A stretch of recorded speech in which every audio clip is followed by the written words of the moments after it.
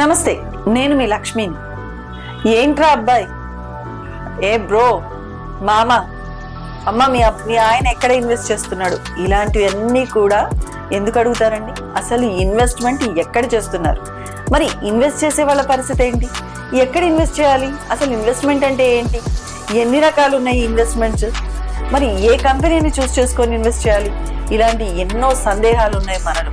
మరి ఈ సందేహాలన్నిటికీ చెక్ పెట్టేందుకు మనతో ఉన్నారు రవీందర్ గారు. రవీందర్ గారిని అడిగి ఈ ప్రశ్నలన్నిటికీ కూడా సమాధానాలు తెలుసుకునే ప్రయత్నం చేద్దాం. Let's welcome him. నమస్తే సార్. నమస్తే మ్యామ్. రవీందర్ గారు, మా ప్రేక్షకులకి చాలా సందేహాలు ఉన్నాయి. ఇన్వెస్ట్మెంట్ అంటే ఏంటి, అసలు ఎక్కడ చేయాలి, ఏమిటి అని చాలా వరకు ఉన్నాయి. మరి వీటన్నిటికీ కూడా మీరు ఈరోజు మాకు క్లియర్ ఇన్ఫర్మేషన్ అండ్ సొల్యూషన్ ఇవ్వాలి. 100%. Yeah sir. Then first question, నేను అసలు ఇన్వెస్ట్మెంట్ అంటే ఏంటి సార్? See, most of the population, 97% population education complete చేసి లేదా గ్రాడ్యుయేషన్ కంప్లీట్ చేసి దాంతో జాబు లేకపోతే ఏదో బిజినెస్ స్టార్ట్ చేసి దాంట్లో ఇన్కమ్ స్టార్ట్ చేయడం, సో దాంట్లోనే కంటిన్యూ అవుతారు. వాళ్ళకి సంపాదించడం, ఖర్చు పెట్టడం మాత్రమే తెలుసు. వాళ్ళకి ఫైనాన్షియల్ ప్లానింగ్ ఉండదు. మళ్ళీ లైఫ్లో ఏదో ఒక స్ట్రగుల్ వచ్చినప్పుడు, లేకపోతే జాబు తీసేసినప్పుడు, లేకపోతే కంపెనీ లాస్లో అన్నప్పుడు అప్పుడు ఆలోచిస్తారు, నేను లక్షలు సంపాదించాను కానీ ఈరోజు నా దగ్గర డబ్బు లేదని. ఎందుకంటే lack of financial planning. Majority of the public అంటే middle class families, most of them affected lack of financial planning. ఎందుకంటే వాళ్ళకి ఇన్వెస్ట్మెంట్ మీద అవగాహన లేకపోవడం, కొంతమంది అవగాహన ఉండి కూడా ఇన్వెస్ట్ చేయకపోవడం. ఎందుకంటే యాక్షన్ తీసుకోకపోతే ఏది ముందుకు వెళ్ళదు కాబట్టి. So top 3 in the world is only because of the investment, not because of the income whatever they are. Investment అంటే మన కోసం డబ్బు పనిచేయడం. ఇన్కమ్ అంటే శాలరీ, మంత్లీ శాలరీ ఆర్ కంపెనీలో మనకు వచ్చే profits, that is only a standard income. Income is not for ever. But ఆ వచ్చిన ఇన్కమ్ని లేదా శాలరీని ఒక అసెట్స్లో ఇన్వెస్ట్ చేసినప్పుడు అది మన కోసం పనిచేస్తుంది. డబ్బు మన కోసం పనిచేయడం అనే ఇన్వెస్ట్మెంట్ అంటాం. ఓకే, మరి అసలు ఈ ఇన్వెస్ట్మెంట్ ఎన్ని రకాలు ఉన్నాయండి? Investment major categories 5 to 6 categories ఉంటాయి. సో మనకి ఫిక్స్డ్ ఇన్కమ్ కావాలి మనకి. సో బ్యాంక్స్లో మనం ఎఫ్డి వేయచ్చు, లేకపోతే ఆర్డీస్ కట్టచ్చు. సో మనకి 6 to 7% రేట్ ఆఫ్ ఇంట్రెస్ట్ రావచ్చు మ్యాక్సిమం. అది ఫిక్స్డ్ అసెట్స్ మనకి, అంటే మనకి గ్యారంటీడ్ అనమాట. లేదా next LIC, so insurance companies ఉంటాయి. Next gold. గోల్డ్ వల్ల మనకి బెనిఫిట్ ఏమంటే the prices increasing and at the same time ఈజీగా క్యాష్ ఫ్లో అయింది. మనకి ఇమీడియట్గా డబ్బులు కావాలి, ఏదైనా ఫ్యామిలీ ఎమర్జెన్సీ వచ్చింది, ఇమీడియట్ గోల్డ్ పెట్టి ఒక వితిన్ 2-3 అవర్స్లో మనం డబ్బులు ఎన్కాష్ చేసుకోవచ్చు. లేదా next mutual funds or stocks. దాని మీద మెజారిటీ 95% పీపుల్ లాస్ అవుతారు మనీ, ఓన్లీ 5% పీపుల్ బెనిఫిట్ పొందుతారు. ఎందుకంటే మ్యూచువల్ ఫండ్స్ ఆర్ స్టాక్స్లో ఇన్వెస్ట్ చేయాలంటే వాళ్ళకి 100% నాలెడ్జ్ ఉండాలి. Majority of the people knowledge లేకుండా ఇన్వెస్ట్ చేస్తారు. ఎవరో కోట్లు సంపాదించారు, వారెన్ బఫెట్ ఒక కరోడుపతి అయిపోయారు, మనం కూడా అవుదాము అనే ఉద్దేశంతో ల్యాక్ ఆఫ్ నాలెడ్జ్, కంపెనీస్ గురించి తెలియక, స్టడీ చేసేంత టైం ఉండదు. People are ready to invest without knowledge. వాళ్ళు ఫస్ట్ దేని మీద ఫోకస్ చేయాలంటే gaining the right knowledge on investment. ఆ మ్యూచువల్ ఫండ్స్ అవ్వచ్చు, స్టాక్స్ అవ్వచ్చు. తర్వాత నెక్స్ట్ వచ్చేసరికి రియల్ ఎస్టేట్. ఇక్కడ జీరో లాస్. సో స్టాక్ మార్కెట్లో లేకపోతే ఒక మ్యూచువల్ ఫండ్స్లో పాసిబిలిటీస్ ఉన్నాయి, లాస్ అయ్యే పాసిబిలిటీస్. కానీ రియల్ ఎస్టేట్లో దెర్ ఇస్ నో ఛాన్స్. కానీ ఒక పాసిబిలిటీ ఉంది లాస్ అయ్యే ఛాన్స్. ఎక్కడైతే ఓకే ప్రాపర్టీ, ఇల్లీగల్ ప్రాపర్టీ మనం కొంటాము, లేకపోతే నాట్ రిజిస్టర్డ్ ప్రాపర్టీ మనం కొంటాము, ఆటోమేటిక్గా అది so it can go for a chance of violation. So అది మళ్ళీ కోర్టులకు వెళ్ళవచ్చు, జడ్జిమెంట్లు, ఇవన్నీ లిటిగేషన్ ప్రాపర్టీస్ మనం కొన్నప్పుడు మాత్రమే పాసిబుల్. అదర్వైజ్ సెక్యూర్డ్ ప్రాపర్టీస్ మనం కొన్నప్పుడు దానివల్ల మనకి రిటర్న్ ఆన్ ఇన్వెస్ట్మెంట్ పెరుగుతూనే ఉంటుంది. కాబట్టి ఎవరు మన ప్రాపర్టీని వేరే వాళ్ళు ఇచ్చేయలేరు. ప్లస్ దాని వాల్యూ పెరుగుతూనే ఉంటుంది కాబట్టి తగ్గే ఛాన్సెసే లేదు. మోర్ దెన్ 2%, 2 రూపీస్ ఇంట్రెస్ట్ అంటాం కదా మనం. ఒక 10,000 రూపాయలు ఇస్తే వడ్డీ ఎంత ఇస్తారంటే 2 రూపీస్ ఇంట్రెస్ట్ ఇస్తూ ఉంటారు కదా. మోర్ దెన్ 2 రూపీస్ ఇంట్రెస్ట్ వచ్చేది ఏదైనా ఉందంటే కంపల్సరీగా అది రియల్ ఎస్టేట్. ఎందుకంటే వడ్డీకి ఇస్తాము. Last generation, previous generation 80s, 90s అయితే చాలామంది జనాలు నమ్మకంగా డబ్బులు రిటర్న్ తీసుకొచ్చి ఇచ్చేవాళ్ళు. కానీ ఇప్పుడు అటువంటి జనాలు లేరు మార్కెట్లో. ఓకే, డబ్బు ఇచ్చిన తర్వాత వాళ్ళు మన ఫోన్ ఎత్తరు, పరిస్థితి అటు ఉంది. కాబట్టి అటువంటి సిచ్యువేషన్లో ఒక ల్యాండ్ కొనుక్కొని ఆ ల్యాండ్ మన పేరు మీద ఉంటే ఆ డాక్యుమెంట్ మన దగ్గర సేఫ్గా ఉంటే ఎప్పుడైనా అమ్ముకోవచ్చు. But it's a long term investment. ఈ రోజు కొని రేపు అమ్మాలంటే it is not a possible solution. It is a long term, 3 years, 5 years, 10 years, 50 years down the line అనేది ముందుకెళ్ళాలి. సార్ అంటే ఇప్పుడు డిఫరెంట్ టైప్స్ ఆఫ్ ఇన్వెస్ట్మెంట్ చెప్పారు. ఇప్పుడు రియల్ ఎస్టేట్లో ఇన్వెస్ట్ చేస్తే దాని పవర్ ఎలా ఉంటుంది అంటారు? Okay madam. సో మనం ఇండియాలో చూసుకున్నట్టయితే మెజారిటీ ఆఫ్ ద పీపుల్ ఎవరైతే మనం టాప్ 10 రిచెస్ట్ కానీ టాప్ 50 రిచెస్ట్ పీపుల్ తీసుకుంటే వాళ్ళకు వచ్చిన ఇన్కమ్ లేకపోతే వాళ్ళ కంపెనీస్ జనరేట్ చేసిన రెవెన్యూని ఓన్లీ రియల్ ఎస్టేట్లో పెట్టడం వల్లే వాళ్ళ income 100 times, 200 times, 300 times grow అయింది. That is the power of compounding, power of real estate investment. ఇప్పుడు హైదరాబాద్లోనే చూస్తే మనం కుకట్పల్లిలో ఆల్మోస్ట్ 10 years బిఫోర్ ఒక 10,000, 15,000 స్క్వేర్ యార్డ్కి వచ్చేది. ఇప్పుడు 1,50,000 rupees ఫర్ స్క్వేర్ యార్డ్. అంటే ఒక 1000 స్క్వేర్ యార్డ్ వాళ్ళు కొంటే ఆల్మోస్ట్ ఒక 1 crore వచ్చేది. ఓకే, ఇప్పుడు అదే 1000 స్క్వేర్ యార్డ్ 10 crores వెళ్ళి. So that is only possible in real estate. అంటే high returns, one of the highest returns రావడానికి, ఎందుకంటే స్టేట్ డెవలప్మెంట్ అయ్యే కొద్దీ ఆటోమేటిక్గా దాని రిటర్న్స్ పెరుగుతూ ఉంటాయి, తగ్గేదైతే ఉండదు. సో మనం చిన్నప్పటి నుంచి చూసుకుంటే అయితే సో రెంట్లు పెరుగుతూనే ఉంటాయి, భూమి వాల్యూ పెరుగుతూనే ఉంటుంది. ఎందుకు పెరుగుతూ ఉంటుంది? రీజన్ ఏమంటే ఇప్పుడు కంపెనీస్ కార్ ఉందనుకోండి, ఒక కియా కార్ షోరూమ్ తీసుకుంటాం. ఇప్పుడు డిమాండ్ పెరుగుతూ ఉందనుకోండి, సప్లై ఇంకో కంపెనీ కూడా కాంపిటేటర్ వస్తారు, ఇంకొక కంపెనీ సప్లై చేస్తుంది. కాబట్టి వీళ్ళకి కూడా డిమాండ్ తగ్గి ఆటోమేటిక్గా వీళ్ళు ప్రైస్ ఇంక్రీజ్ చేయడానికి ఉంటుంది. కానీ ల్యాండ్ వాల్యూ ఎందుకు పెరుగుతుంది? ల్యాండ్ ప్రొడక్షన్ లేదు, ఇంకా ల్యాండ్ ఈజ్ ఫిక్స్డ్. ఓన్లీ మనకుంది 1/3 ల్యాండ్ ఉంది, రిమైనింగ్ అంతా మౌంటైన్స్ లేకపోతే సముద్రాలు ఉన్నాయి. కానీ ఓన్లీ 1/3లో మనం ఉండాలి. So every year by year population పెరుగుతూ ఉంది, కానీ ల్యాండ్ పెరగదు కదా, ల్యాండ్ ప్రొడక్షన్ లేదు. కాబట్టి దాని వాల్యూ పెరుగుతూ ఉంటుంది, కానీ తగ్గే అవకాశమే లేదు. ఎంత పెరుగుతుంది అనేది depends upon developments, depends upon the area. మనం ఏ ఏరియాలో ఇన్వెస్ట్ చేస్తున్నాం, ఆ ఏరియాలో డెవలప్మెంట్స్ బాగున్నాయి, కంపెనీస్ బాగున్నాయి, ఎంప్లాయ్మెంట్ వచ్చిందంటే ఆటోమేటిక్గా ఎక్కువ పెరుగుతూ ఉంటుంది. చిరంజీవి గారు చూడండి ఎన్నోసార్లు చెప్పారు, జైబేరి ప్రాపర్టీస్ కొన్ని వేల కోట్ల వాళ్ళు ఎలా అభివృద్ధి చెందారు? Only real estate. My home industries, so ఇలా పెద్ద పెద్ద కంపెనీస్ ఓన్లీ అంత రియల్ ఎస్టేట్. ఎందుకంటే వాళ్ళు ఇన్వెస్ట్మెంట్స్ చేసి అది సో తక్కువ ప్రైస్లో ఉన్నప్పుడు కొన్నారు కాబట్టి ఇప్పుడు ఎక్కువ ప్రైసెస్కి వెళ్ళిపోయినాయి, కాబట్టి దాని వాల్యూ పెరుగుతుంటుంది. అలాగే మనం అంత పెద్ద ఇన్వెస్ట్మెంట్ చేయలేకపోయినా కానీ ఒక ప్రాపర్టీని మనం కొనిపెట్టుకున్నప్పుడు తక్కువ ప్రైస్లో వచ్చినప్పుడు కొనుక్కున్నప్పుడు దాన్ని ఆటోమేటిక్గా అది 20 years down the line, 10 years down the line మనం ఇమాజిన్ చేసుకోలేము, అంత ప్రాపర్టీ మనకి వాల్యూ ఉంటుంది. సార్ అంటే ఇప్పుడు ఒక ఇన్వెస్టర్కి కొన్ని కీ పాయింట్స్ ఉంటాయి రియల్ ఎస్టేట్లో కానీ కొనాలంటే. ఇంకోటి ఏంటంటే ఒక దాని మీద ఇన్వెస్ట్ చేసేటప్పుడు investment then he wants to know many things. Yes madam. Real ఎస్టేట్లో పెట్టాలి అన్నప్పుడు ఎటువంటి విషయాలు వాళ్ళకి అవగాహన ఉండాలంటారు? ఓకే, రియల్ ఎస్టేట్లో ఇన్వెస్ట్ చేయాలంటే సో ఏదో యాడ్ చూసి లేకపోతే పేపర్లో వచ్చిందని లేకపోతే ఎవరో చెప్పారని సో ఇన్వెస్ట్ చేసే మెజారిటీ ఆఫ్ ద పీపుల్ నేను చూసినట్లో వాళ్ళు ఇన్వెస్ట్మెంట్ చేయాలని ఉంటుంది. వాళ్ళు కష్టపడి డబ్బులు సంపాదిస్తున్నారు, 50,000, 1,00,000, 2 లక్షల నెలకి. వాళ్ళు ఏం చేస్తారంటే వాళ్ళు దీని మీద రియల్ ఎస్టేట్ మీద స్టడీ చేయరు. ఎవరో వాళ్ళ బావగారు లేకపోతే మామగారు లేకపోతే ఫ్రెండ్ ఎవరైతే చెప్తారు, వాళ్ళ దగ్గరికి వెళ్ళి వీళ్ళు డబ్బులు ఇచ్చేస్తారు, వెళ్ళి ప్రాపర్టీ కూడా చూడరు మెజారిటీ కేసెస్లో. మీరున్నారుగా మామగారు పెట్టండి, బావగారు మీరు పెట్టండి, లేకపోతే సో బ్రదర్ ఉన్నారు అన్నగారు పెట్టండి మీరు అని చెప్పేసి వాళ్ళు డబ్బులు ఇచ్చేసి వీళ్ళు వచ్చేస్తారు. ఫస్ట్ వీళ్ళు మెజారిటీ సాఫ్ట్వేర్ ఇంజనీర్స్ అవచ్చు, బిజినెస్ ఓనర్స్ అవచ్చు, వీళ్ళు స్టడీ చేయాలి ఫస్ట్. సో రియల్ ఎస్టేట్ అంటే ఏంటి, ఎక్కడ ఇన్వెస్ట్ చేయాలి, ఇక్కడ ఇన్వెస్ట్ చేయడం వల్ల బెనిఫిట్స్ ఏంది అని తెలుసుకొని ఇన్వెస్ట్ చేస్తే వీళ్ళ ఇన్వెస్ట్మెంట్ అనేది పెరిగింది. ఎలా ఇన్వెస్ట్ చేయాలంటే ఫస్ట్ మనం చూడాల్సింది ఏంటంటే లొకేషన్, ప్రాపర్టీ లొకేషన్ చూసుకోవాలి. అది రోడ్ కనెక్టివిటీ ఎలా ఉంది, హైవేకి ఎంత దూరంలో ఉంది, మెయిన్ రోడ్కి ఎంత దూరంలో ఉంది, లేకపోతే అవుటర్ రింగ్ రోడ్డా, ఇన్నర్ రింగ్ రోడ్డా, ఎంత దూరం సిటీకి ఎంత దూరంలో ఉంది. That is the first point. Location is the most powerful.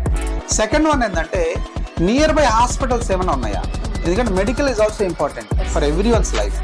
So medical hospitals ఎంత దూరంలో ఉన్నాయి, అదేదో ఒక 50 kilometers దూరంలో ఉన్నాయి అనుకోండి, then it is not feasible for building a home in the future. Third one educational institutions, ఎందుకంటే ప్రతి ఒక్కరు ఫ్యామిలీస్ ఎంత పిల్లలు కాలేజెస్ స్కూల్స్కి వెళ్ళాల్సిందే, వాళ్ళ ఇంట్లో కూర్చోవాలి కదా, ట్రాన్స్పోర్టేషన్ ఇస్ ఆల్సో ఇంపార్టెంట్. ఇప్పుడు స్కూల్ బస్ లేకుండా లేకపోతే కాలేజ్ బస్ లేకుండా రోజు మనం వెళ్ళి డ్రాప్ చేయాలి, పికప్ చేయలేము. సో స్కూల్స్ కాలేజెస్ ఎంత నియర్ బైలో ఉన్నాయి అనేది కూడా చూసుకోవాలి. సో నెక్స్ట్ ఎంప్లాయ్మెంట్, ఆ ఏరియాస్లో ఎంప్లాయ్మెంట్ ఉందా లేదా. సో ఎంప్లాయ్మెంట్ ఉందంటే ఆటోమేటిక్గా దాని వాల్యూ పెరుగుతూ ఉంటుంది. ఎందుకంటే ఎక్కడైతే ఇన్కమ్ ఉందో అక్కడే స్పెండింగ్ ఉంటుంది, ఎక్కడైతే ఇన్కమ్ లేదో స్పెండింగ్ ఉంటుంది. సో ఇన్కమ్ ఉన్న చోటే ఎక్స్పెన్స్ ఉంటుంది. సో అందువల్ల ఎంప్లాయ్మెంట్ ఉందా లేదా. నెక్స్ట్ వాళ్ళు చూసుకోవాల్సింది, సో ఈ 4 పారామీటర్స్ అయిన తర్వాత నెక్స్ట్ ఏ కంపెనీలో ఇన్వెస్ట్ చేయాలి, కంపెనీ బ్యాక్గ్రౌండ్ ఏంది, ఎప్పుడు స్టార్ట్ అయింది, వాళ్ళు ఎన్ని ప్రాజెక్ట్స్ కంప్లీట్ చేశారు, సక్సెస్ఫుల్లా కాదా, వాళ్ళ ప్రీవియస్ ప్రాజెక్ట్స్ విజిట్ చేయాలి, రైట్ వెంచర్ని చూస్ చేసుకోవాలి. ఎందుకంటే ఈ కంపెనీ ఏం చెప్పారు 2 years ముందు, ఇప్పుడు ఏం డెలివర్ చేశారు, అది అబౌట్ ద కంపెనీ. నెక్స్ట్ వచ్చేసరికి అప్రూవ్డా non అప్రూవ్డా.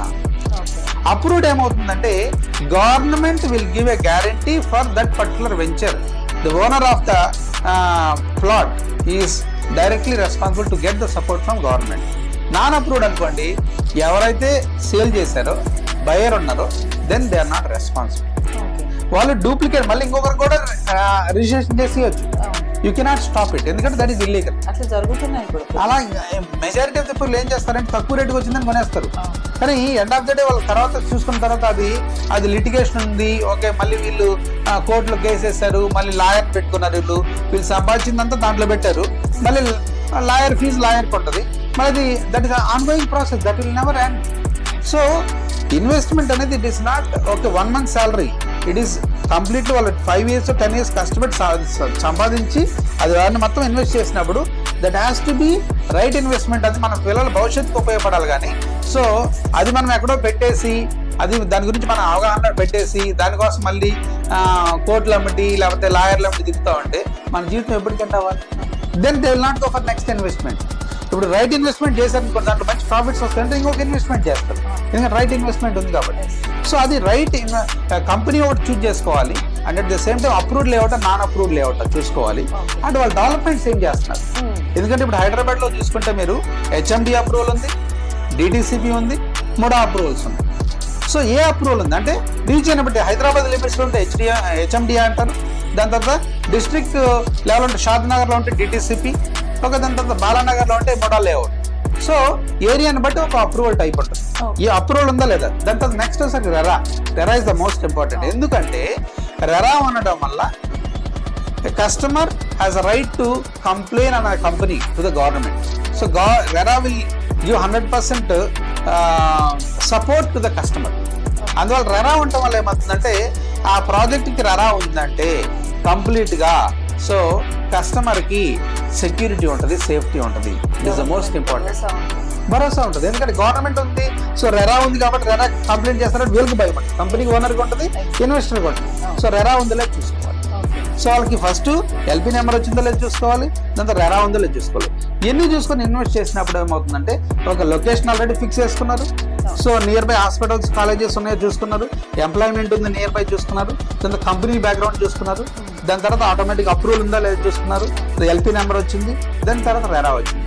Then they can go and invest in that company or right project. So that they investment will become multiplied. Sir అంటే ఇప్పుడు ఇంకేమంటారు రిటర్న్ ఆన్ ఇన్వెస్ట్మెంట్ గురించి, అంటే రియల్ ఎస్టేట్లో ఇన్వెస్ట్ చేసినప్పుడు ఎట్లా రిటర్న్ ఎక్స్పెక్ట్ చేయొచ్చు? ఇప్పుడు జనరల్గా మార్కెట్లో బ్యాంక్స్లో మనం సేవింగ్ తీసుకోండి, FD అవ్వచ్చు, ఓకే, లేకపోతే RD రికరింగ్ డిపాజిట్స్ అని మనం పోస్ట్ ఆఫీస్లో చేస్తూ ఉంటాం కదా మేడం, 5-6%. ఓకే, మనం లోన్ తీసుకుంటే 8%, 14% అలా ఉంటాయి డిఫరెంట్. ఇప్పుడు హోమ్ లోన్స్ తీసుకుంటే 8.85, ఒక పర్సనల్ లోన్స్ 14.5 అలా ఉంటాయి కాబట్టి. సో మ్యాక్సిమం వచ్చేసరికి మనకి రేట్ ఆఫ్ ఇంట్రెస్ట్ మనం జనరల్గా ఏం చేస్తారు, మోస్ట్ ఆఫ్ ది పీపుల్ ఇంట్రెస్ట్కి బ్యాంకులో FDలు కట్టే బదులు సో జనరల్గా ఇంట్రెస్ట్కి ఇస్తూ ఉంటారు పీపుల్కి. మ్యాక్సిమం ఇంట్రెస్ట్ జెన్యున్గా నడిస్తే మార్కెట్లో 2% నడుస్తుంది. సార్ ఇన్వెస్ట్మెంట్స్ ఇప్పుడు ఓపెన్ ప్లాట్స్ మీద చేయమంటారా, లేదు అంటే కొంతమంది ఎక్కువ కూడా అపార్ట్మెంట్స్ తీసుకుంటారు ఇన్వెస్ట్మెంట్ పర్పస్లో, ఏది బెటర్ అంటారు, open plots or apartments? Yes madam, very important question. ఎందుకంటే చాలామందికి ల్యాక్ ఆఫ్ నాలెడ్జ్, వాళ్ళు అపార్ట్మెంట్ ఇన్వెస్ట్మెంట్ అని వాళ్ళు అపార్ట్మెంట్ కొనుక్కొని ఆల్మోస్ట్ 20 సంవత్సరాలు వాళ్ళ జీవితాలు EMI కట్టడానికి సరిపోతాయి. Apartment is not investment. Apartment is a possessiveness. మనం ఉండడానికి ఒక ఇల్లు కావాలి, నాది ఇల్లు అని చెప్పుకోవడానికి. కానీ ఇప్పుడు majority of the people 1 lakh 2 lakh rupees salary కావాలని 60 lakhs 1 crore 2 crores villas apartments కొనేసి ఇది నా ఇల్లు అని చెప్పుకుంటున్నారు. అంటే ఆ ఈగో సాటిస్ఫై చేసుకోవడానికి వాళ్ళు ఇల్లు అని చెప్పుకుంటున్నారు, బట్ వాళ్ళ ఇల్లు కాదు. ఈఎంఐ పే చేయాలి. 20 years బ్యాంక్ వాళ్ళదే, 20 years తర్వాత మీ ఓన్ అయింది. 20 years మీరు ఈఎంఐ క్యాలిక్యులేట్ చేసుకుంటే ఎంత అయింది? అదే మీరు ఆ అమౌంట్ని ఈఎంఐ ఏదైతే పే చేస్తున్నారో ఒక ఎస్ఐపిలో ఇన్వెస్ట్ చేసుకోవచ్చు, ఆర్ లేకపోతే ఒక సేవింగ్స్లో ఇన్వెస్ట్ చేసుకోవచ్చు, లేకపోతే గోల్డ్ తీసుకోవచ్చు. అదే రేట్ పెరుగుతూ ఉంటుంది. 10 years డౌన్ ద లైన్ మీకు అది డబుల్ అయి కూర్చుంటుంది. మీరు దాంతో ఓన్గా ఇల్లు కట్టుకోవచ్చు. లేదా ప్లాట్ కొనుక్కున్నారు, ఓపెన్ ప్లాట్, అది డబుల్ అయింది, దాన్నే మీరు ఇన్వెస్ట్ చేసుకోవచ్చు. అపార్ట్మెంట్ అనేది డిప్రిషియేషన్ వెళ్తూ ఉంటుంది, అప్రిషియేషన్ రాదు. నేను ఒక అపార్ట్మెంట్ 62 lakhs కొన్నాను. సో 38 lakhs బ్యాంక్ లోన్ ఇచ్చింది, 2 lakhs insurance, total 40 lakh loan and 22 lakhs or 25 lakhs my own money. 40 lakh rupees loan తీసుకున్న దానికి నేను 2017 నుంచి ఈ రోజు వరకు 2025 వరకు 8 yearsలో ఎవ్రీ మంత్ 38,000 కడుతున్నాను ఈఎంఐ. క్యాల్కులేట్ చేసుకోండి ఎంత అయ్యింది. ఇంకా 12 years ఉంది కట్టాల్సింది. సో ఇప్పుడు ఈ కరోనా టైంలో 2-3 years మేము లేము, కానీ ఈఎంఐ ఆగదు, మెయింటెనెన్స్ ఆగదు. ఓపెన్ ప్లాట్కి నీకు మెయింటెనెన్స్ లేదు, జీరో మెయింటెనెన్స్. సో నీకు అక్కడ ఓపెన్ ప్లాట్ అనేది ఇన్వెస్ట్మెంట్, అపార్ట్మెంట్ అనేది ఇస్ నాట్ ఇన్వెస్ట్మెంట్. గుర్తుపెట్టుకోండి. నేను ఒక 2 ఇన్వెస్ట్మెంట్స్ చేశాను ఓపెన్ ప్లాట్స్. 2015లో ఒక ఓపెన్ ప్లాట్ కొన్నాను and at the same time 2024లో నేను 25 lakh రూపీస్ ఇన్వెస్ట్ చేశాను. ఇప్పుడు అది 50 lakh rupees property value. Just నేను ఇక్కడ 25 lakhs పెట్టి ఇన్వెస్ట్ చేసి ప్లాట్ నా పేరు మీద రిజిస్ట్రేషన్ చేస్తున్నాను అంతే, నేనేం చేయలేదని. ఇప్పుడు దాని వాల్యూ డబుల్ అయింది, 50 lakh రూపీస్.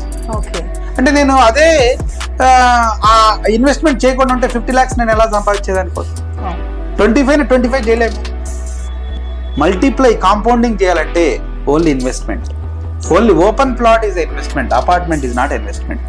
అది ఇప్పుడు డబుల్ అయింది.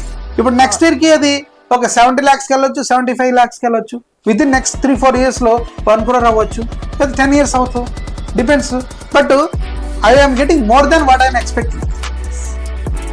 సో ఇంకో అనదర్ ప్రాపర్టీలో కూడా ఇన్వెస్ట్ చేశాను, దాంట్లో ఇంత రిటర్న్ ఆన్ ఇన్వెస్ట్మెంట్ రాలేదు, బట్ మినిమం 2 rupees అయితే వచ్చింది.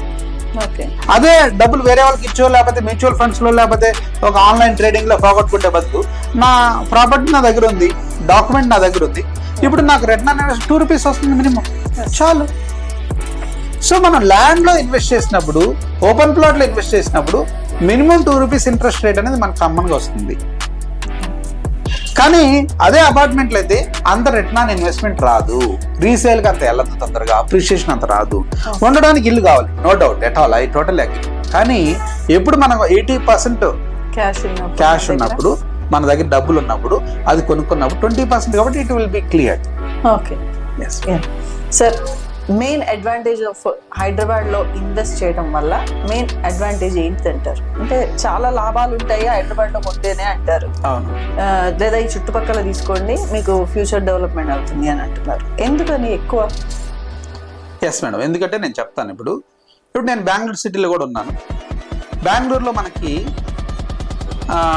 కంప్లీటెడ్ డెవలప్మెంట్ అయింది బెంగళూరు, కానీ రోడ్ కనెక్టివిటీ లేదు, ఓఆర్ఆర్ లేదు. అందువల్ల ఒక ప్లేస్ నుంచి ఇంకో ప్లేస్కి వెళ్ళాలంటే, ఎలక్ట్రానిక్ సిటీ నుంచి ఎయిర్పోర్ట్కి వెళ్ళాలంటే మినిమం 2 hours పట్టింది. అందువల్ల ఒక ఏరియా నుంచి వెళ్ళి ఇంకొక ఏరియాలో ఇన్వెస్ట్ చేయలేరు అక్కడ. కానీ హైదరాబాద్లో మెజారిటీ ఆఫ్ ద ల్యాండ్ ఉంది, ల్యాండ్ బ్యాంక్ ఉంది. సో చెన్నైకి డిసడ్వాంటేజ్ సముద్రం, హైదరాబాద్కి అటువంటి ఏం లేదు, ల్యాండ్ బ్యాంక్ ఎక్కువ ఉంది. అండ్ ఓఆర్ఆర్ వల్ల ఎక్కడి నుంచి ఎక్కడికైనా కనెక్ట్ అవ్వచ్చు. ఇప్పుడు మాదాపూర్లో వాళ్ళు వర్క్ చేస్తున్నారు అనుకోండి, హైటెక్ సిటీలో, వాళ్ళు ఓఆర్ఆర్ కనెక్ట్ అయ్యి వాళ్ళు షాద్నగర్లో కొనుక్కుంటారు, లేకపోతే విజయవాడ హైవేలో కొనుక్కుంటారు. ఎందుకు? ఓఆర్ఆర్ కనెక్టివిటీ వల్ల వాళ్ళు ఎక్కడున్నా సరే రోడ్ కనెక్టివిటీ ఉండటం వల్ల వాళ్ళ ఎయిర్పోర్ట్ కనెక్టివిటీ ఉంది, ఇటు రైల్వే స్టేషన్ కనెక్టివిటీ ఉంది, అండ్ రోడ్ కనెక్టివిటీ ఉంది. దానివల్ల హైదరాబాద్ అనేది so most preferable for investment. ఇప్పుడు అక్కడ ఎలక్ట్రానిక్ సిటీలో ఉన్న వాళ్ళు వైట్ ఫీల్డ్ ఇన్వెస్ట్ చేయరు, వైట్ ఫీల్డ్లో ఉన్న వాళ్ళు ఇందిరానగర్ ఇన్వెస్ట్ చేయరు, అంటే ఒక ఏరియాలో ఇంకొక ఏరియాలో ఇన్వెస్ట్ చేయరు. అలానే ఇప్పుడు నేను ఎలక్ట్రానిక్ సిటీలో వర్క్ చేస్తున్నాను, అక్కడ కొనుక్కున్నాను, కానీ రేపటి రోజు నా జాబ్ ఇంకొకసారి షిఫ్ట్ అయితే అప్పుడు నేను ట్రావెలింగ్ ప్రాబ్లం. ఇక్కడ ఆ ప్రాబ్లం లేదు, ఓఆర్ఆర్ ఉండటం వల్ల so no problem at all. మీరు ఎక్కడ ఇన్వెస్ట్ చేసినా మీ రోడ్ కనెక్ట్ ఉంటుంది కాబట్టి దాన్ని you can easily move on and work. That is the most successful development of Hyderabad ORR and companies expansion. So and ఇక్కడ ఏమవుతుందంటే మెజారిటీ సో హిందీ మాట్లాడడం, అర్థం చేసుకోవడం, రిప్లై అవ్వడం, దానివల్ల నార్త్ ఇండియన్స్ ఎక్కువ స్టే చేయడానికి ఇంట్రెస్ట్ చూపిస్తున్నారు. అండ్ 2 తెలుగు స్టేట్స్ ఎలా అయినా ఉంటారు. కర్ణాటక వాళ్ళంటే కూడా ఇంట్రెస్ట్ చూపిస్తారు, ఎందుకంటే ఆల్మోస్ట్ మోస్ట్లీ వాళ్ళు కూడా తెలుగు వచ్చి. సో తమిళనాడు వాళ్ళు కూడా పెద్ద ప్రాబ్లం, చాలా తక్కువ డిస్టెన్స్. అందువల్ల అన్ని స్టేట్స్ పీపుల్ హైదరాబాద్లో స్టే చేయడానికి చాలా ఇంట్రెస్ట్ చూపిస్తారు. అండ్ హైదరాబాద్ ఫుడ్ కూడా బాగుంటుంది, కల్చర్ బాగుంటుంది, అండ్ అన్ని ఫెసిలిటీస్ ఉన్నాయి కాబట్టి మాల్స్ ఉన్నాయి, షాపింగ్ మాల్స్, బిగ్గెస్ట్ మాల్స్ ఉన్నాయి మనకి. సో ఆటోమేటిక్గా సో జనాలకి ఒక ఎంటర్టైన్మెంట్ కావాలి, and at the same time stay చేయగలరు. ఒకటి ఫుడ్ కావాలి, అన్ని రకాల ఫుడ్స్ దొరుకుతాయి మన హైదరాబాద్ లో. పంజాబీ నుంచి దొరుకుతుంది, ఒక కోల్కతా ఫుడ్ దొరుకుతుంది, ఒక నార్త్ ఇండియన్, సౌత్ ఇండియన్, అన్ని వెరైటీస్. సో అన్ని వెరైటీస్ ఆఫ్ ఫుడ్ దొరుకుతుంది. Plus at the same time all కమ్యూనిటీతో వాళ్ళు హిందీ ఓకే మాట్లాడతారు, ఇంగ్లీష్ మాట్లాడతారు, తెలుగు మాట్లాడతారు. సో లాంగ్వేజ్ తో బ్యారియర్ లేదు, ఫుడ్ తో ప్రాబ్లం లేదు, entertainment problem, and job opportunities అసలు ప్రాబ్లం. హాస్పిటల్స్ నెంబర్ 1 హాస్పిటల్స్ ఉన్నాయి, education institutes, top education institutes హైదరాబాద్లో ఉన్నాయి. And movie industries are also growing, ఎందుకంటే టాలీవుడ్, బాలీవుడ్ అన్నింటిలో కూడా వస్తున్నారు. సో అందువల్ల అన్ని ఇండస్ట్రీస్ లో వాళ్ళు టాప్ లో ఉన్నారు కాబట్టి ఆటోమేటిక్ ఇక్కడ ఇన్వెస్ట్ చేయడానికి one of the best source. Okay sir, Hyderabad లో బెస్ట్ కంపెనీలో ఇన్వెస్ట్ చేయాలి అంటే ఏది బెస్ట్ కంపెనీ అని మీరు చెప్తారు? మేడం, నేను ఎన్నో కంపెనీస్ గురించి విన్నాను, తెలుసుకున్నాను, తిరిగాను. కానీ నా రీసెర్చ్, నా అనాలిసిస్లో one of the best company, ఒక top most company, top 5 I can say. So ఉన్న కంపెనీ హైదరాబాద్లో ఆధురి గ్రూప్. నేను ఆ కంపెనీలో జాయింట్ డైరెక్టర్గా వర్క్ చేస్తున్నాను. ఎందుకంటే ఈ కంపెనీ 2002లో స్టార్ట్ అయ్యి ఈ 23 ఇయర్స్లో ఆల్మోస్ట్ ఓకే 1 lakh కస్టమర్స్ని ఓకే సాటిస్ఫైడ్ కస్టమర్స్ ఉన్నది ఈ కంపెనీకి. 50+ ప్రాజెక్ట్స్ కంప్లీట్ సక్సెస్ఫుల్లీ. ఓకేనా, ఈ 23 ఇయర్స్ ఎక్స్పీరియన్స్లో ఏ లిటిగేషన్ లేదు, ఏ కస్టమర్ కంప్లైంట్ లేదు. ఓకే, సో ఈ 23 ఇయర్స్లో ఎక్కడ కస్టమర్ ఇబ్బంది పడినట్టు కానీ, లాస్ అయినట్టు కానీ, ఒక పోలీస్ స్టేషన్లో కంప్లైంట్ ఎలాంటిది లేదు. ఎందుకంటే కంపెనీ CMD సార్ ఒక ఆధురి రామాంజనేయన్ గారు. So is a very great person. ఎందుకంటే ఆయన ఒక విలేజ్ నుంచి వచ్చి ఇక్కడ సెటిల్ అయ్యి ఆయన ఓన్లీ డెవలప్మెంట్స్ నెంబర్ 1 చేస్తాడు, అండ్ ఓన్లీ లీగల్ ప్రాజెక్ట్స్ మాత్రమే తీసుకుంటారు. సో 100% లీగల్గా బాగుంటుంది అండ్ డెవలప్మెంట్ చేస్తారు. కాబట్టి కస్టమర్స్ వచ్చి ఇన్వెస్ట్ చేయడానికి ఆలోచించకుండా ఇన్వెస్ట్ చేస్తారు. ఇప్పుడు మా కంపెనీ యొక్క ప్రాజెక్ట్స్ ముంబై హైవేలో ఉన్నాయి, బెంగళూరు హైవే ఉన్నాయి, అండ్ విజయవాడ హైవే ఉన్నాయి. సో అన్ని హైవేస్లో మా ప్రాజెక్ట్స్ ఉన్నాయి. ఆల్మోస్ట్ ఇప్పుడు ఒక 8 ప్రాజెక్ట్స్ రన్నింగ్లో ఉన్నాయి. సో ఫామ్ ల్యాండ్స్ ఉన్నాయి, ఓపెన్ ప్లాట్స్ ఉన్నాయి. అదేవిధంగా వాళ్ళకి వీకెండ్ హోమ్స్ కట్టేయాలన్నా కానీ మా కంపెనీ ఆటోమేటిక్గా అది కూడా ప్రొవైడ్ చేస్తుంది. సో అన్ని రకాల అంటే 10 lakhs బడ్జెట్ నుంచి 50 lakh బడ్జెట్ వరకు ప్రతి కస్టమరు ఒక ప్లాట్ కొనే అంటే 20,000 శాలరీ ఉండొచ్చు, ఒక 2 lakhs రూపీస్ శాలరీ ఉండొచ్చు. ఎవరికైనా ఒక approved project, HMD approval projects ఉన్నాయి మా దగ్గర, DTCP ఉన్నాయి, మూడో అప్రూవల్, అన్ని టైప్ ఆఫ్ అప్రూవల్ ప్రాజెక్ట్స్ మా దగ్గర ఉన్నాయి. అది ఓపెన్ ప్లాట్ అవ్వచ్చు, ఫామ్ ల్యాండ్స్ అవ్వచ్చు, అన్ని రకాల వెంచర్స్ మా కంపెనీకి ఉన్నాయి. Aadhuri group is one of the trusted, most trusted company in Hyderabad. So with my experience in this journey, ఎందుకంటే ఎంతోమంది కస్టమర్స్కి నేను అక్కడ సేల్ చేయగలను, కస్టమర్స్కి నేను ఇప్పగలను మంచి ప్రాపర్టీని. వాళ్ళు ఇప్పుడు మంచి రిటర్న్స్ చూస్తారు, వాళ్ళు చాలా హ్యాపీ అయ్యారు. సో ఈ ఇయర్ జనవరిలో కూడా నాకు బెస్ట్ పర్ఫార్మెన్స్ అవార్డు వచ్చింది CMD సార్ నుంచి. ఎందుకంటే మంచి సేల్స్ ఇచ్చాం కంపెనీకి. అండ్ రీసెంట్గా మాకు సో ఇంటర్నేషనల్ ట్రిప్ కూడా వెళ్ళొచ్చాం కంపెనీ తరపు నుంచి. అంటే ఒక అసోసియేట్ని కూడా అంత మంచిగా చూస్తారు. And at the same time కస్టమర్కి 100% రిజిస్ట్రేషన్ ఉంటుంది, అంటే with in immediate registration, LP numbers ఉంటాయి, అప్రూవ్డ్ లేఅవుట్స్ మాత్రమే వేస్తారు. అండ్ వచ్చిన నెంబర్స్ అయిన తర్వాతే వాళ్ళకి కస్టమర్కి సేల్ చేస్తాం మనం. దాని తర్వాత రిజిస్ట్రేషన్ కంపల్సరీ అవుతుంది. ఎన్నో కంపెనీస్ వాళ్ళకి ఎల్పీ నెంబర్స్ రాకుండా ఫస్ట్ అమ్మేసి సేల్ చేసిన తర్వాత దాని తర్వాత ఎప్పుడో వచ్చినప్పుడు వాళ్ళ తర్వాత అప్రూవల్స్ వచ్చిన తర్వాత రిజిస్ట్రేషన్. మా కంపెనీ అలా చేయదు, ఎందుకంటే most trusted company, very big company. ఎందుకంటే 3 బ్రాంచెస్ ఉన్నాయి మనకి. ఎల్బీ నగర్లో బ్రాంచ్ ఉంది, కోవట్పల్లిలో ఉంది అండ్ బంజారా హిల్స్లో ఉంది. సో మోర్ దాన్ ఒక 60,000 associates working for this company. Sir ఇప్పుడు తెలంగాణకు వచ్చేస్తే హైదరాబాద్ బెస్ట్ అన్నారు. అదే ఆంధ్ర తీసుకుంటే ఇప్పుడు మోస్ట్ ఆఫ్ దెమ్ అమరావతి మీద ఎక్కువ మంది దృష్టి ఉంది. మరి అమరావతిలో ఎందుకు ఇన్వెస్ట్ చేయాలంటారు? మేడం, ఇప్పుడు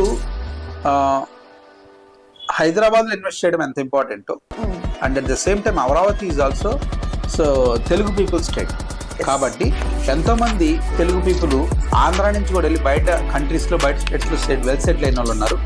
వాళ్ళు ఫ్యూచర్లో ఇక్కడ సెటిల్ అవ్వాలనే ఆలోచనతో ఉన్న వాళ్ళు సాఫ్ట్వేర్ కంపెనీస్ కానీ లేకపోతే వాళ్ళు జాబ్స్ చేసుకోవడం కోసం కానీ future developments within next 10 to 20 years ఆలోచించే వాళ్ళు అమరావతిలో ఇన్వెస్ట్ చేసుకొని ఫ్యూచర్ కోసం వాళ్ళు అక్కడ ఇన్వెస్ట్ చేయాలని ఆలోచిస్తున్నారు. ఎందుకంటే most of the people Guntur నుంచి కానీ విజయవాడ నుంచి కానీ చూస్తే అవుట్ సైడ్ ఇండియాలో సెటిల్ అయిన ఉన్నారు. సార్ అంటే ఇప్పుడు ఒక ప్రాజెక్ట్ మంచిది, ఈ ప్రాజెక్ట్లో ఇన్వెస్ట్ చేస్తే రేపటి నాడు బాగుంటుంది అన్నట్టుగా ఒక ప్రాజెక్ట్ ఏదైనా మీరు చెప్పగలరా? అవును మేడం, రీసెంట్గా our own project cyber city అనే ప్రాజెక్ట్ మేము స్టార్ట్ చేసాం. కంపెనీ పేరు ఎస్ఆర్ టౌన్షిప్. ఇది Guntur to Vijayawada highway Kaza toll ప్లాజాకి అతి దగ్గరలో 1.5 kilometers దూరంలో మా ప్రాజెక్ట్ ఉంది, సైబర్ సిటీ ప్రాజెక్టు. ఇది 25 acres layout. phase 1 12.5 and phase 2 12.5 acres. ఇప్పుడు phase 1 ఆల్రెడీ స్టార్ట్ అయింది. దాంట్లో 165 plotsలో ఆల్రెడీ 80 plots సోల్డ్ అవుట్ అయినాయి లాస్ట్ 2 monthsలో. ఇది completely CRD approved layout. 25 acres gated community, compound wall ఉంటుంది, ఓవర్ హెడ్ వాటర్ స్టోరేజ్ ఉంటుంది, electricity and at the same time drainage system ఉంటుంది అండ్ 40 feet సీసీ రోడ్స్ ఉంటాయి, cement roads, no black top roads. ఎందుకంటే black top roads కంటే cement roads యొక్క life time ఎక్కువ ఉంటుంది కాబట్టి కంప్లీట్ సిమెంట్ రోడ్స్ అంటే 40 feet రోడ్స్ మాత్రమే ఉంటాయి. Complete with in the layout 3 roads ఉంటాయి. ఇంటర్నల్ రోడ్స్ కూడా 40 feet రోడ్సే ఉంటాయి. అండ్ phase 1లో మనం 12.5 acresలో children's park play area develop చేస్తున్నాం. అండ్ phase 2లో కూడా 1.2 acres children's park play area develop చేస్తున్నాం. ఎందుకంటే 10% of the land will be given for development. As per the rules, CRDA rules ప్రకారం 100% డెవలప్మెంట్స్ ఉన్నాయి. మన పక్కన ఎన్నో వెంచర్స్ ఆల్రెడీ స్టార్ట్ అయినాయి. హైవేకి చాలా దగ్గరలో. అందులో అక్కడ సైబర్ టవర్స్ అని ఆల్రెడీ లాస్ట్ 5 yearsలో కన్స్ట్రక్షన్ అయ్యి ఉన్నాయి. అవి ఇంకా ఓపెన్ కాలేదు. అవి ఓపెన్ అయిన తర్వాత కొన్ని స్టార్ట్అప్ కంపెనీస్ కూడా అక్కడ పెట్టాలని చూస్తున్నారు. దానికి మన వెంచర్ ఒక జస్ట్ 800 metersలో ఉంది. One of the best investment for the future. Okay sir, ఫైనల్గా మా వ్యూవర్స్కి రియల్ ఎస్టేట్ మీద ఇన్వెస్ట్ చేస్తే ఎలా ఉంటుంది ఏంటి అని మీరు ఒక చిన్న మెసేజ్. ఓకే, ఇన్వెస్టర్స్, మీరు ఫైనాన్షియల్ ప్లానింగ్ అనేది it is a part of the life. Earning is important, then investing is most important.